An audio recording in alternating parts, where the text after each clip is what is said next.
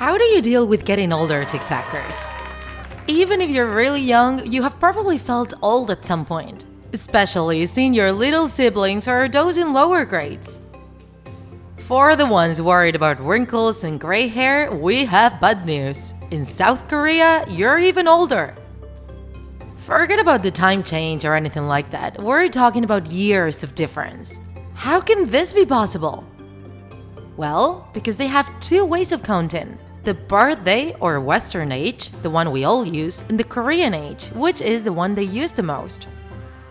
Check the age of your favorite K-pop artist. You will see that although they were born almost on the same date as you, they're older. There are two key factors that make it different. First, when babies are born, they are 0 years old for us, and we start adding up months as they go by. In Korea, babies come to this world being 1 year old already, and they start counting there.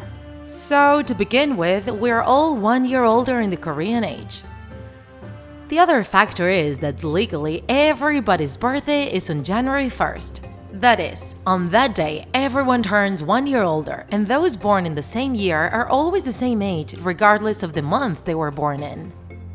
Therefore, the difference can increase up to 2 years if the person's birthday hasn't taken place yet that year.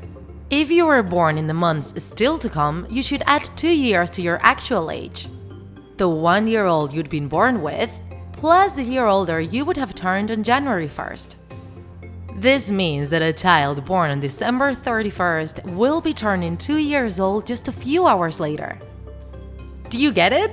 It seems a bit complicated, but you just have to keep in mind those two things. Add 1 more year to your age and another one if you haven't yet have your birthday this year. But even if all Koreans' birthdays are on January 1st, don't think they all celebrate it at the same time with a macro party.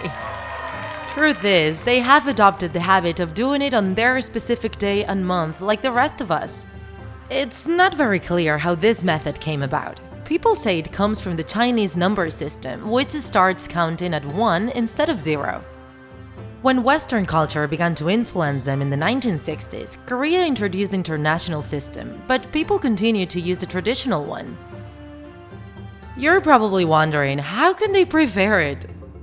It does have some advantages. For example, students in the same school year are all the same age, regardless of the month and day they were born in.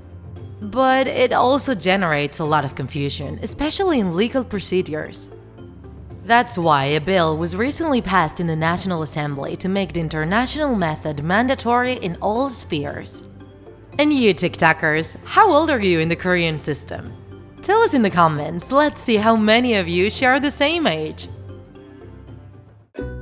If you enjoyed this video, don't forget to like it, and if you want to see more Draw My Life videos, subscribe to our channel. See you in the next episode!